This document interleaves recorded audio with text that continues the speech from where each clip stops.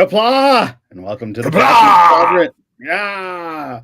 We are honored to have you join us in the space of Star Trek to talk Lower Decks Season 5. I'm Captain Joe Lower Decks.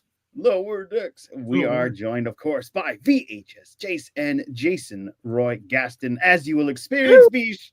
And one of us is You experience Beesh. Both experience Son of a Beesh. I experience bees every time I'm on the show. Yes, indeed. We are very beashed. Yes, we had a great episode this week to watch. We got Klingon depth. It was magnificent. But Jason Roy Gaston, I believe you have a synopsis for us from Agamus. Do you? No, he doesn't. Oh, he doesn't. Well, at least... In my defense, I've been very busy today, okay? I do have a lot. There was a fire in front of my place. Just talking about busy. No. All right, so here's my synopsis. You ready? All right. Mariner and Boimler get Klingon as hell. There you go. All right. Oh, and somehow it gives us the best Klingon characterization that we've had in years. In decades, yeah. No, I tell you. I'm going to have to make backup synopsises now. You are. I'm going to have to. Yeah. It's not. It's you guys know what I am. Y'all guys know how I am. Y'all should have really thought about this like weeks ago. Let's trust him to do something. All right, let's hop into First Contact.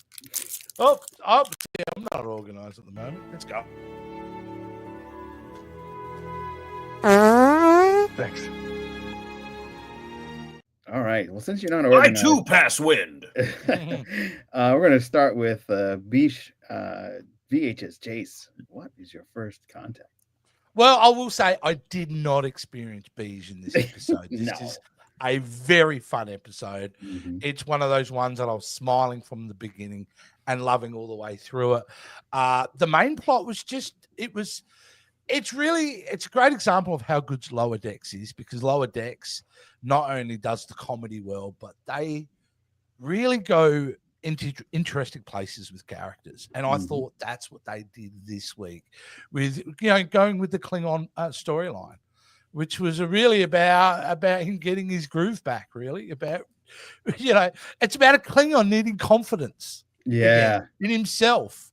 That's kind of you wouldn't automatically expect that would be a good storyline for a Klingon, but they make it work so well. And the B plot this week too with Miggly Moo, it was, I think I loved it. It would just remind me like movie critics and things like that. So I thought, look, both parts of this story were really good. I even liked the little twist at the end. Why was she there? To help add to the overall theme of the season, correct? Right. Yeah. So they're really smart in their writing too, because the purpose of this episode is to investigate these tears in space. So yeah, win-win-win. And I'm sure I'll get into more bits and pieces. Why are you flickering your eyes like that, Jason? Did I say something stupid? No. I did, I'm just doing stupid stuff. That's all. Okay. No, but yeah, in essence, magnifique again. Well done, Lower Decks. Yes. Jason Roy Gaston. Well, as I said, this is like the best Klingon characterizations we've seen in Star Trek. I'm going to go out on a limb ever. Ooh. Because just seeing these two guys who are kind of outside of the warrior cast at the moment, Maj and his brother Bob, I can't remember what his name was. Major Windbreaker. Just seeing these two guys just like making wine and delivering it. And, I've always thought the Klingons were, I'm going to make a lot of enemies today. I've always thought the Klingons were kind of boring because they're always the same. It's always warrior, death, die, kill, honor. Now, don't get me wrong. I like the Klingons, but I do think they're kind of one note. And so whenever an episode like this comes along that adds some depth to the society, I'm all on board because I would like to see how other Klingons live. Y'all heard my jokes about I want to see a Klingon counselor one of these days. You must slay your depression. I want to see more. I want to see like a short trek about that one guy who served Gok on Deep Space Nine. I I want to see one about a Klingon targ catcher, kind of like a human dog catcher. I just want to see just everyday schmoes in the Klingon Empire. Just how do they live day to day? And I feel like with this episode, we got that wish finally. Oh, yeah, they literally the relationship. It was fantastic. I'm not done yet. Anyway, like now I'm experiencing and again. yes, experience beige, both of you. Beaches. Anyway, I enjoyed the story. I like Ma. I like the guy. And there were so many callbacks in this episode, not just a classic Trek, but my gosh, they were calling back to earlier Lower Deck seasons. Klingon acid rock. We finally saw it. Anybody think of they were good. They were good, by the way. They were. And did you notice that they were doing a rock version of Lower Deck's Klingon theme? That dun dun dun dun dun dun dun dun. Dun. Oh wow! I didn't notice. I especially love the drummer waving bit. Yeah, they were doing the same poses that Mariner and Tendi were doing way back in season 1. And I also have to say, Mary Chieffo. I've missed her. I've been wanting to see Laurel, I think that's her name, from Discovery, the leader of the Klingons. The blue Klingon, right? Yeah, the blue Klingon. I've been wanting to see her again. I've been wanting to see her pop up on Strange New Worlds. So for her to pop up on Lower Decks, I loved it. I didn't realize it was her at first. And then, because I kept thinking, she sounds familiar. Who is that? Oh my gosh, it's Mary Chieffo. And then I got to throw it up to that absolutely beautiful opening sequence. Yeah. Oh, with that art went hard, that French horn playing the Lower Decks theme. It was fantastic. Very Tatooine-ish. I like. Yeah, I felt like it was a movie. Moggs, I am not done. It caught Moggs' loneliness, isolation, and self-loathing perfectly, because you knew where he was at the very beginning emotionally whenever the episode started. Okay, I'm done. Go ahead. Jace, was that blood wine you're drinking? Yeah, it was. Oh, see, we're really getting Klingon his F over here, man. Yeah, I'm going full tilt. Yeah, full tilt. How funny is it that this Klingon down in the dumps is also a winemaker, just like Boimler? He like to make wine. Parallel?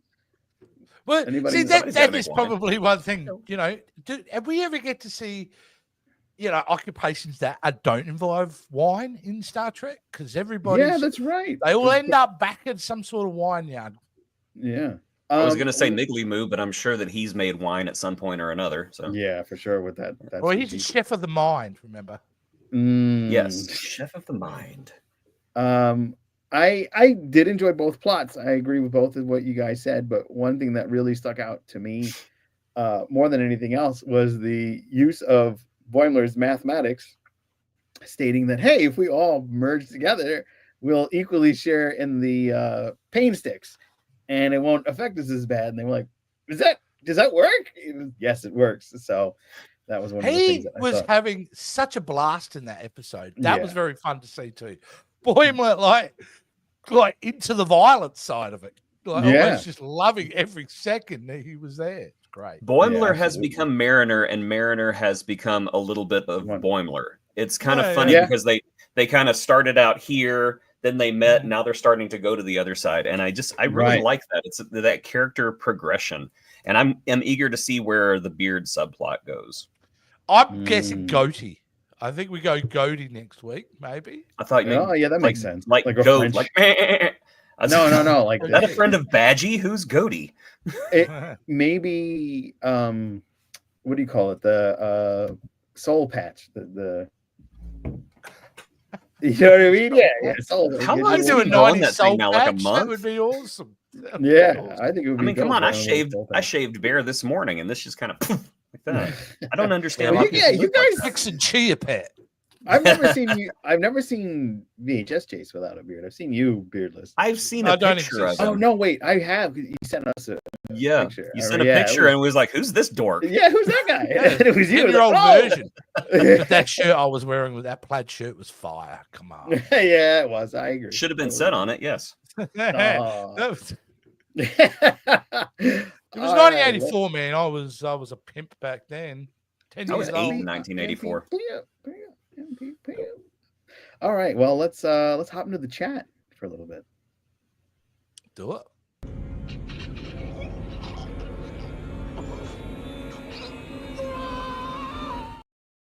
All right, got a couple of people in the chat today, 2 or 3. We got Leticia. Hello, raise your batleth.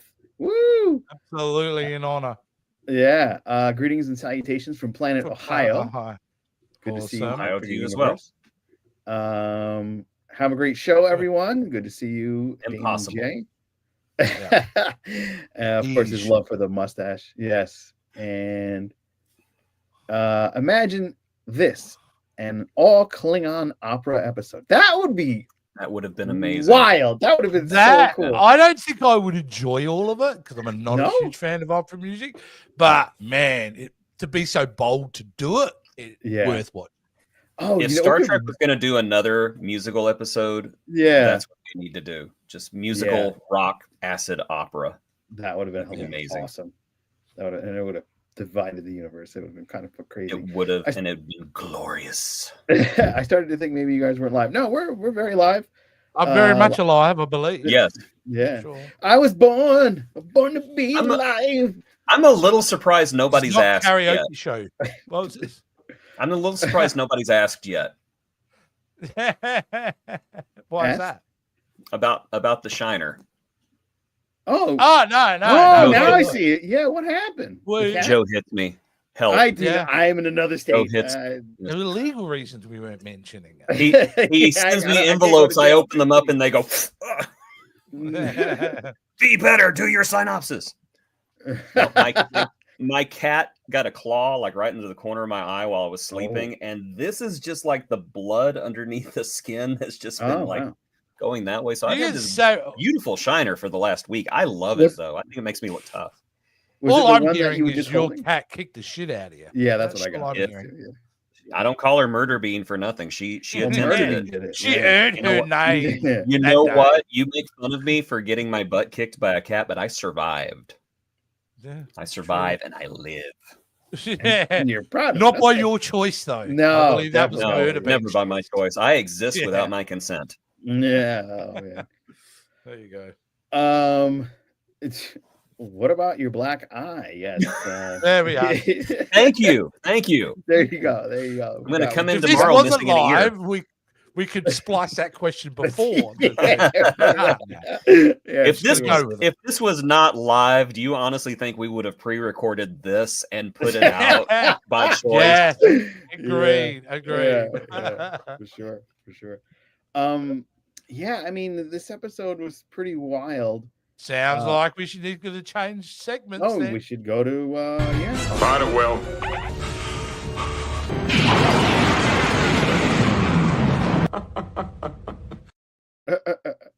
That was me watching this episode.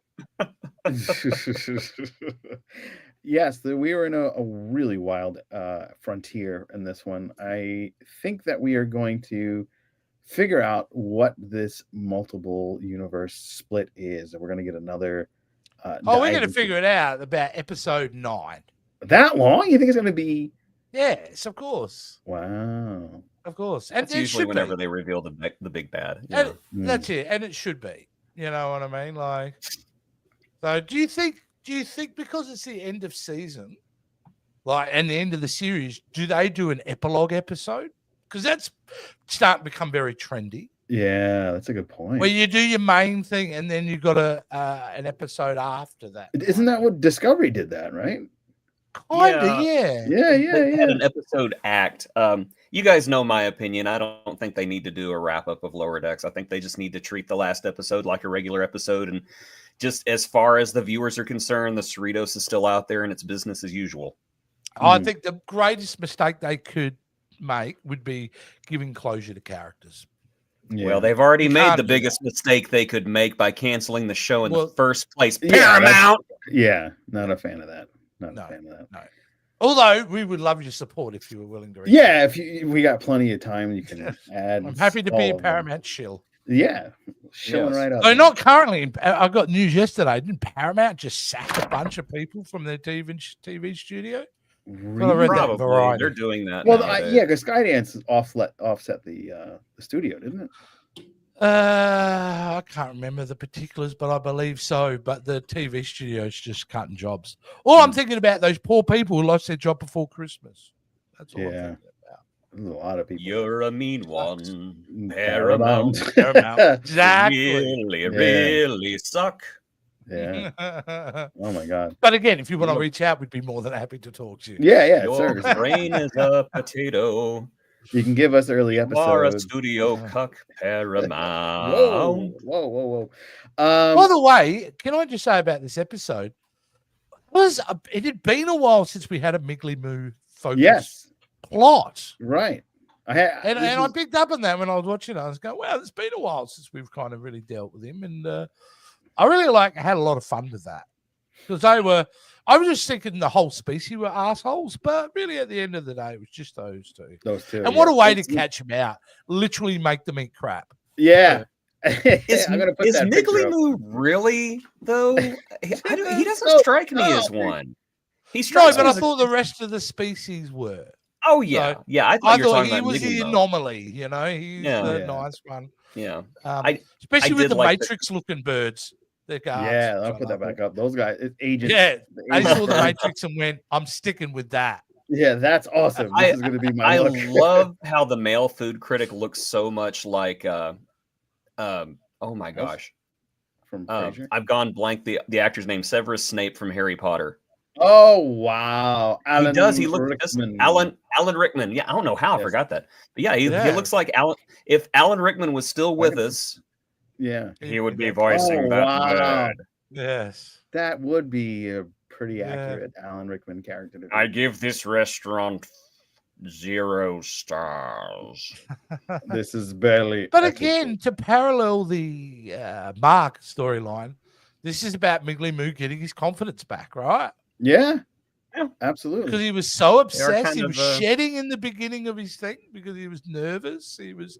He'd put a lot of weight on them, oh yeah, aren't they amazing? And at the end of the day, he realized he was better than them. Yeah, because they ate poop. Yeah. Do you like? Isn't this weird? This is the second time that we've had dialogue in Star Trek about people eating poop in the last couple of years. Because we had one on Discovery, now we've had one on Lower Decks. Yeah. We've got some breaking news. I don't know if you saw that in the chat. Unfortunately, Kurg has died. The actor who played Kurg, Tony Todd. Tony Todd. Oh no! Really? What? Yeah. Legend. Yeah. Fact check time. I mean, it's my figure universe. He would not lie to us. He's pretty. I don't think he'd lie to us. Yeah. Trust but verify. That's all. Oh wow. Yeah. So, wow, that's sad. Very Tony sad. Todd is. I know you're thinking from a Star Trek. He's 69 years old. Yes. Yeah. He was. Yeah, that is sad. It looks like he actually died 2 days ago. An amazing actor across many genres. Yeah. I mean, he's a star in the horror genre alone. Yeah, exactly. Let alone being a star in the sci-fi genre. No. Like, he's been around an accomplished actor, he was. Yeah. And a fan favorite. Like, God bless. Kern was a great character. Yeah, he really was. Wonderful, yeah. Yeah. And he played old Jake Sisko. He did play old Jake Sisko, didn't he? Yeah. And Candyman, and he just had such an amazing voice. Yeah. Outstanding voice. Didn't he do a lot of voice work? A lot of character work with voices. Yeah. I mean, like if you look at his actual, he did a lot of horror, of horror. Yeah, but it was great. But he was in films like Platoon. Yeah, The Rock. The Rock. He had small roles, so he certainly mixed it up with the best of them. So very sad to hear. Absolutely. And Sky Sharks, by the way, Sky Sharks. Go check that out. Check out. He was also in Othello on the stage. So what was that? He also played in Othello. Wow, on a amazing. Stage. Yeah, he was shame. Well, who gave us that news? My Figure Universe. You want to put it up? Thanks for bringing the show down, buddy. Yeah. So Only yeah, kidding, I was trying to remember the last time I heard his voice in a cartoon, and then it hit me. Scareglow from Masters of the Universe. Ah, yes, of course. He was such a great Scareglow Yeah, too. he That was really great. The first actor to voice yeah. Scareglow. Yeah. Wow. Kind of Now surprising. I'm gonna have And to the voice, recast his voice. yeah, the voice of Zoom from The Flash. Yes. Oh yeah, that's right. Yeah, which I In the thought he first was. series. Yeah. Yeah. He was Which was a great show. amazing in Yeah. that. Yeah. Season. But yeah, tons of voice work. Final Destination. He was the mortician. I say he was Death. I think he was just Death messing with him. That's my theory, at least. Because he's in a couple of them, isn't he? Yeah, he is. He is. Yeah. I think he was the main bad guy in the long run. So Yeah, that was a bit of a loss. Tony That one. Todd. Yeah. One of the things that sucks about getting old is you start watching your heroes leave and start. Have you knowing not we're gonna noticed miss that? you. I felt We're like gonna miss that you. in the last 5 years. I've really highlighted that a lot. It feels like the last 5 years, a lot of that I just take for granted that are still around working, and they're disappearing. Yeah. Yeah. The great unknown. Rest in peace, Tony Todd. It's all right. They're in safe hands with the koala. So. Yeah, he's with the great koala. Yeah. Exactly. At least there's that. We do know some good news from this episode that we have kind of put the bookend on Miggly Moo. I don't believe we'll see him again. Do you really believe that? I think so. I just want to know where the hell Tiana is. Yeah, that's a good point. Where is she? She has just been in the background. We have not heard her wonderful, sexy, beautiful voice once this season. And if this, like I said, if this is a Jet Reno situation where she shows up a little bit at the end and you can tell she wasn't even filmed at the same time, I'm going to be mad. I do want to say though. Yeah, go say it. We usually see team ups of Boimler and Ransom or some the bridge crew doing things off by themselves. I really liked seeing Tindy and Rutherford with Captain Freeman this time around. Yeah, and it was just fun to see that familiarity between them. Yeah. And Freeman was a firecracker in this episode too. She was getting ready to whoop some butt, some feathered butt. Yeah. Well, they crossed the line a few times. Yeah, it's great to see Freeman just hitting her strides, isn't she, as a captain? Yeah. This is peak. She's one of the best. Freeman. One of the best. Absolutely. Yeah. My Figure Universe, you did not bring the show down. It's always good to get. The show is already down. I'm kidding. Already down. Yeah, don't ever think. Yeah. If anything, you gave us something to talk about. Yeah, exactly. You added some time here. That or Joe was going to talk about his allergies again. Yeah. Hey, did you hear about did that you see story they cleared about? Up, actually? Oh, no one cares. Go ahead. What were you saying? You're going to make me do it, aren't you? Stop it. Get some help. Oh man, please, go ahead. Please. What were you saying? No, I was going to say the story that came out this week. Oh, maybe My Figure Universe would know about the story. That Jerry Ryan turned down a series playing 7 of 9 after Picard. Do we want to play the news clip or no?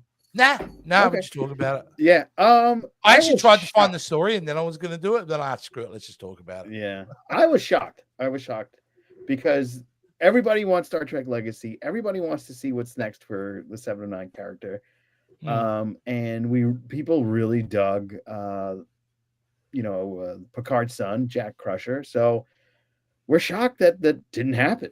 And now we know why. Did she explain into further detail as to why? Not a lot of detail, but essentially, yeah. Like it shows how ethical she is and how much she cares about the character, to be honest with you. That she turned down really, and it was going to be focused in on her, not the crew. So I think she's done it out of respect for the plot. Oh, wow. And because honestly, I don't think Star Trek is at its strongest when it's just focused on one. Like the Picard experiment proved that, right? Season 1 and 2, bring everyone back, then awesome sauce. But yeah. I think I really respected her for making that decision, even though I did feel that blow of, oh shit.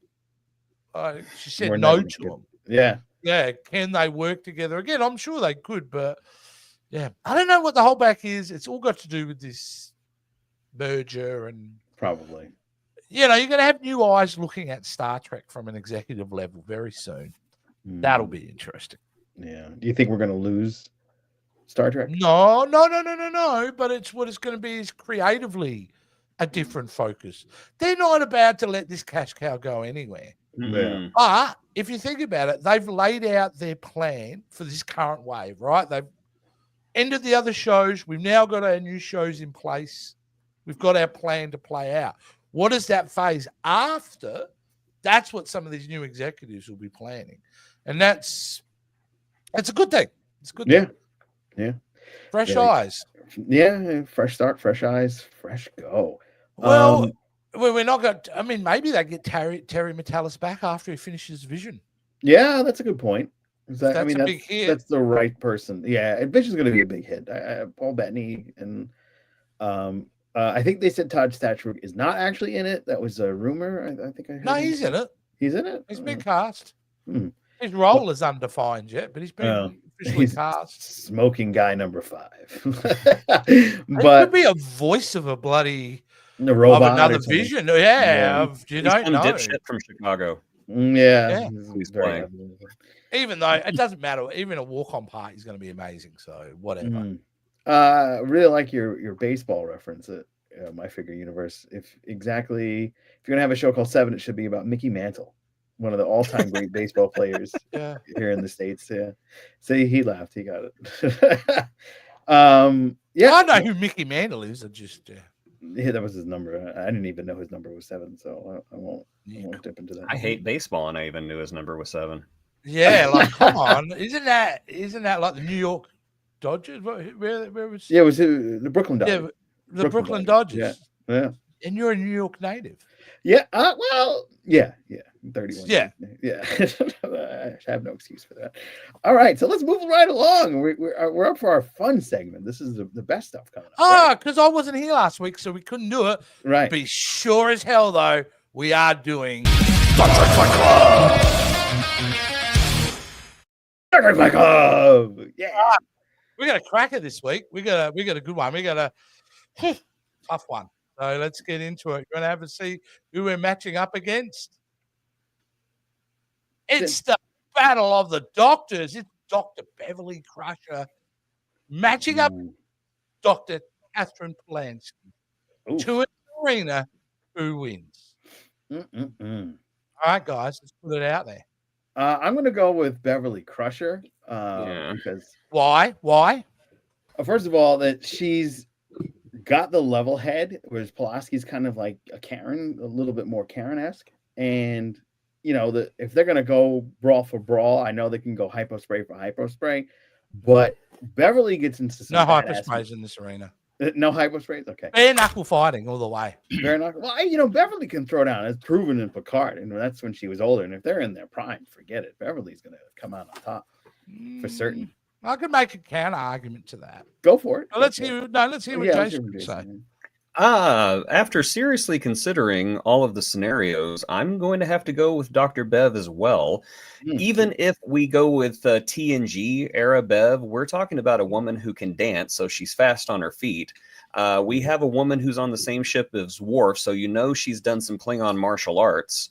And honestly, did we ever see Dr. Pulaski do anything physical at all? Except getting twirled around by Naglim and thrown up against the wall. And then Nagilum. And then she fell down a turbo lift shaft or something. I don't know. I was barely paying attention.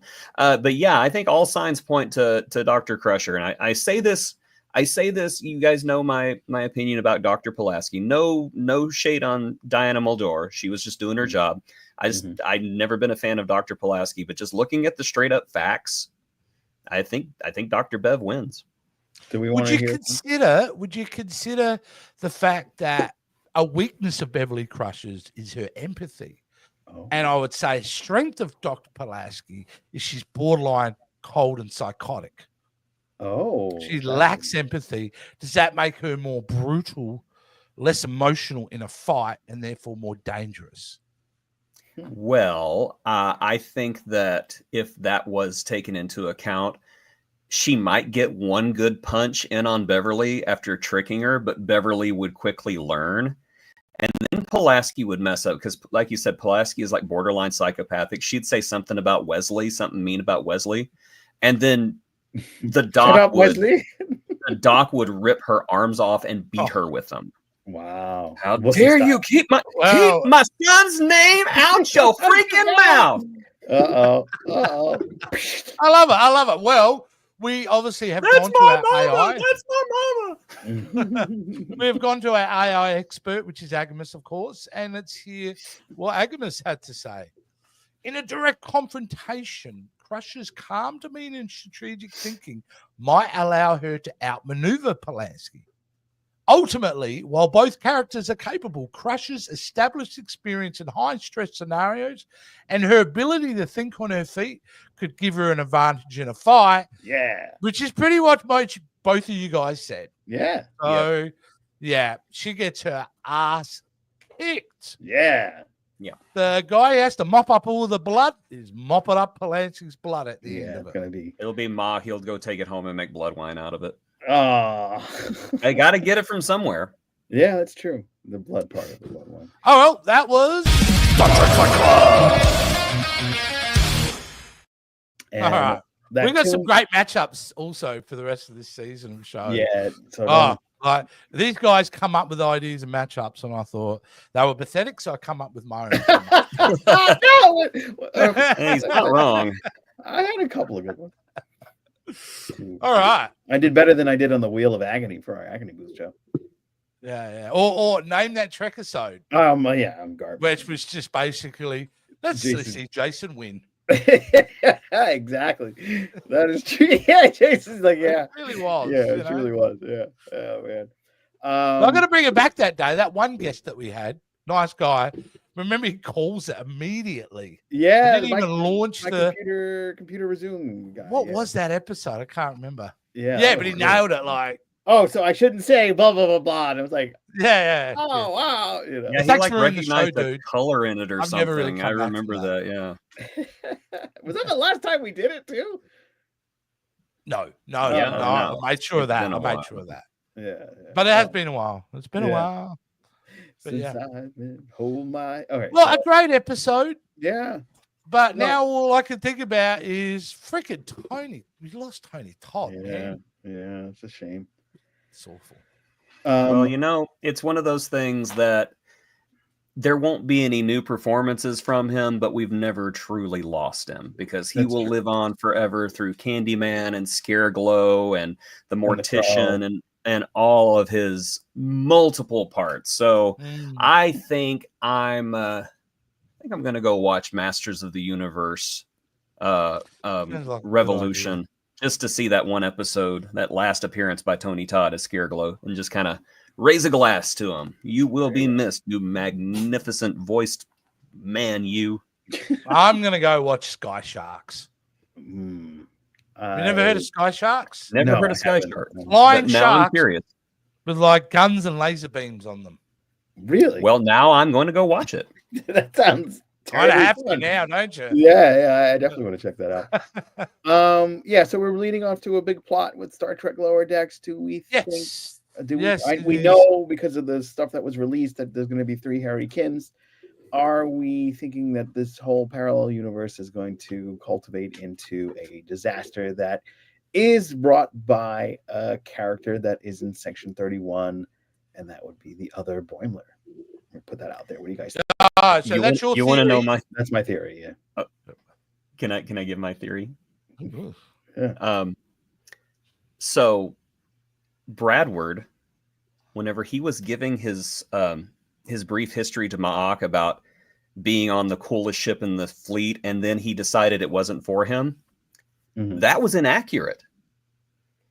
He told the story wrong. It's not Boimler. Oh, that is not. Oh, you think they've done the switch? The change in attitude and everything. It's not Boimler. That is William. Oh, so the switch wasn't just what we thought it was. It was also a background switch. Yes, that's my theory. Okay, we'll see. But I'm thinking, and we know our strike rate for theories here is it's out of the park with you. Okay. Butt bugs.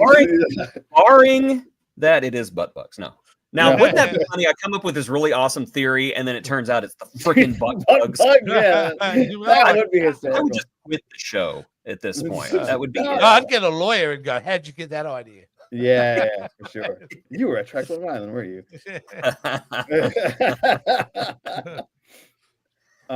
Yeah. I do you have any theories, Jace? I have one theory that you're probably both wrong. I don't want to guess at this point what it could be. I do feel that the review will be closer to home as such, like have to do with one of the main characters, just because they're tying up the series. But I don't have any theories yet. I will say right now, 4 episodes in, I feel like this is a really strong season so far. Really strong. I agree. I totally agree. I don't know if that's a theory or a statement. Yes. More a It's a statement, statement, very but much. I'm right. Absolutely. And Quite an honorable season. I think we're going to Starbase 80 next week. I believe that's the next episode. Ew. Oh, That's going to be fun. So be sure Just to join us. Starbase 80 with those olive uniforms. Gross. I know. I'm expecting it to be like a really bad Airbnb. Yeah. Starbase 80. Yeah, there's going to be instead of butt bugs, it's bed bugs, you know. Yeah. Don't take too much out of that joke they did in this episode when it goes, "Oh, I bet you don't even clean the carpets." I thought that was hilarious. I don't know if that's a nod to that meme or it's a nod to no one ever keeps talking about it, but I thought, mwah. Either way, yeah, it was very special. When nobody's looking, those dot robots from Discovery and Strange New Worlds comes out and does all the cleaning, but it's always when the camera's not on the bridge because they couldn't afford that back in the 80s and 90s. One thing before we go, how brutal was that fight between the 2 Klingons at the end? We got some serious pink blood. It has to be. It's Klingon. That was I don't remember seeing it like that. If anything else, I respect and love Lower Decks for bringing back the Pepto-Bismol blood. Yeah. Oh yeah. I think that's great. It has to be, and you can get away with more then, can't you? Right. Yeah. You could have dismembered him, and it's not going to matter. So I straight away, I don't know about you guys, but immediately my brain went to Klingon anatomy. Because for some reason I'm going, don't Klingon have multiple hearts? Yeah, they do. Like if he stabbed him through, did he get through just one of them? Like I'm asking these ridiculous questions of myself and just accept the fact he's dead. He's dead, Jace. He's dead. He's dead, Jace. He Well, died. I think that was Really, we're going to get a copyright strike for that. No, we shouldn't. We should be fine. YouTube guys. YouTube, they're always watching. Yeah, those YouTube great koalas, they're really a little bit too rough on us. I think that's going to wrap it up for this week. Gentlemen, it has been an honor and a privilege that we have come in glory to talk about this fantastic episode of Lower Decks. Wow. If you are in Star Trek New Jersey tomorrow, Teddy, myself, and Teddy's handler will be hanging around, walking around all over the place. It's going to be a lot of fun. Hang out with us. Watch out for that dog. He bites. Yeah. And Teddy barks a lot. Yeah. He does. If you have a cat, please stay away because he'll just bark at you. Right. He also pees everywhere, but I've sent Joe some Depends, so he should be fine. Little Teddy Depends. No, you. Oh, me. He pees when he gets excited. It's really weird. Yeah, that's it. Oh my God, it's so glad to see you. Oh, I'm so sorry. No. No, stop by, say hello to Joe. Yeah, and everyone. He's very lonely. Say hi to him. Yeah, it'd be nice. It'd be nice. Most likely he will try to he'll ask you if you subscribed. I will. I am a plug to subscribe. Yeah. And he'll plug the show. He'll slap a sticker on your head, take a selfie with you, and then I'm not going to get immediately see somebody else and run over there. He's like Mr. Peanut Butter. This happened this morning. I'm not going to go into your post because it's a personal post, but you expressed what I thought was a very personal thought, Jason, on Facebook. Only for Joe to then, so people are going, yeah, I agree with you. I understand. You know, it's going to be okay. And then Joe goes, don't forget to come watch Captains Quadrant tonight where it's fun. You'll feel better. Plug the show. I said you'll feel better when you come on the show. So this is my first time hearing about this, and I'm highly offended. No, you're not. He's put himself emotionally out there. And Joe goes, but don't forget to watch Captains Quadrant. Oh my God. There's a time and a place. No. No, he is the salesman of the century. Thank you. Thank you. Jason. I appreciate that. No, Yeah.